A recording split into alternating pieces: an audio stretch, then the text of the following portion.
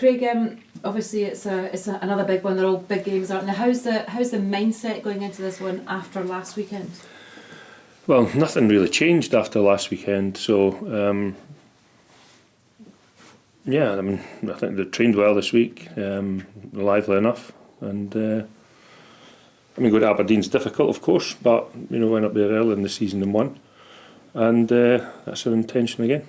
What did you learn from last weekend's performance more than anything else that maybe you can change to take into Aberdeen? Yeah, we lost a really early goal that obviously didn't help us, and gave Hibs a fair bit of confidence. And the reason that we've done well against Hibs previously is we've defended particularly well, and that's given us a platform to be able to stop their which I think is the best part of the teams, are attacking players, and basically that goal makes it so much easier for them, because we then have to go forward and attack and try and get back in the game, and that leaves spaces, which is what happened during the game.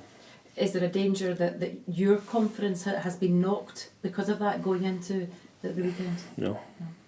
Quite simple. Have you had to do anything to ensure that didn't happen, or was there no danger of that happening anyway, such as the players you've got here? Last week, I say this constantly, the only time that I really had to have a go at this group of players has been when I've felt that they weren't applying themselves to the absolute maximum, and I can count on two fingers how many times I've done that since I've been in here. So that's not a concern for me. So I think their willingness and their effort and that sort of stuff's 99% of the time's been there. And no sense that, because it can be quite a pressurised situation, can't it? No matter how experienced the players are or you are, no sense that that's kind of creeping into things as well. So you're trying hard, eh? Yeah. No, I'm just wondering if what it's. No, I find like, that's what. Yeah, I mean, obviously there's things going on outside that we can't affect. We can't affect the results of any other teams other than our own. And this weekend, Aberdeen. And we've prepared properly. We've looked at the last time, a couple of games that we've played them, looked at the recent matches. We've got a game plan. The training's been good this week, so I'm sitting here reasonably relaxed about the situation. Although, as I said earlier on, Aberdeen are a good side. Can I ask you a couple just questions just outside of tomorrow's game? Obviously there was some interesting news coming in from the club about the American investment. Have you had anything to do with that? Any conversations with the...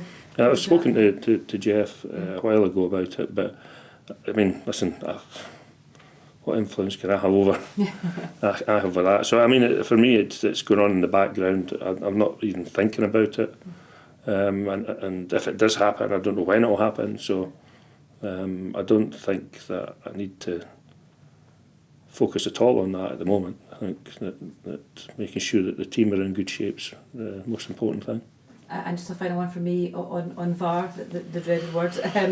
Obviously there was more, kind of the latest batch of the matches that were reviewed by the independent panel. We're asking all managers right now, where do you stand on VAR? Are you still a supporter of it and the technology? In principle, yeah. Yeah, I think the mistakes have been human mistakes. The equipment, it's not the equipment that's to blame. And we've had human mistakes in football, in fact, every single game. We've had huge frustrations at some of the ones that have gone against us, and it's cost us quite a few points. But I don't think it's going anywhere. So I think we just need to get on with it. Would you want it to stay? If my view on this is that if we have referees who are really good or become really good in the VAR room, and they improve because of the amount of time they've been there and the mistakes that they've made, if they can get better, then I think it's really good. It's just we're going through a frustration just now of this. You seem to look at two things that look exactly the same, and there's different outcomes. At this point of the season, post-split, everyone's fighting for survival. Is that motivation that you're taking into the weekend? Yeah, we've just been concentrating on ourselves this week, and it's been quite good. We've been able to get on the pitch and do some training there, which has been good for the players, and they seem in good shape and good order and good spirits. So, see what happens. And throughout the whole season, it's not been big losses that have affected St Johnstone. How important is it to go ahead and get the first goal of the match to continue the game? Yeah, getting the first goal is important. I think every team would recognise that, and yeah, that's what we'll try to do in this game as well. Yeah, pretty much that's all I've got to say, I think.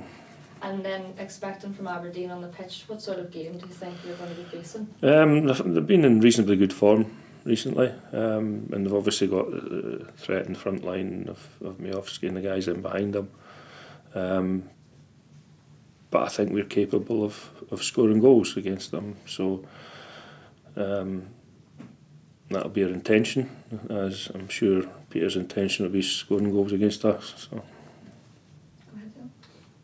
All good, yeah. Go for it. No, I was going to say, you managed to get Dre Wright and Cammy McPherson back on the pitch on Saturday. How much of a help do you think they will be? I think they'll be a big help. They've been obviously, I'd seen them both play before I came here, but since I've been at the club, I haven't really had a chance to see them up until very recently. And they've been training, of course, but it's not quite the same, and they'll need more game time in the next few matches for sure. So if we can do that, that'll help them along to helping us, if that makes sense. And you had good news too with Sven Sprangler coming back. Yeah, I think he's back on. I think he may be back tomorrow actually. I think he's back tomorrow. And do you anticipate getting him out? I don't know with that one, because I know that he's had this treatment and they've sort of released him to come back here. I really need to listen to medical people about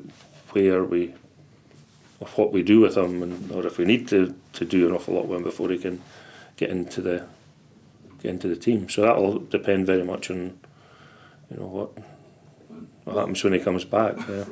And the last one really is Adama, who had to be taken off on Saturday. How's he? He's okay. Yeah, he's fine. And fit to start? I think he caught his ankle, I think, and so he's trained the last couple of days, so he's fine. Just a quick one for myself. Sorry, looking at before you got into the split, did you sit down and look at the games and set maybe a target of points you hope to pick up to secure your safety? I think that's difficult. I think because you've no idea what happens from one week to the next. You could lose your best two centre backs in the one game and you're bang in trouble. So, no, people say look at one game at a time for a reason. Because the circumstances for that game are completely different to the circumstances for other games. So that's why the focus is on Aberdeen.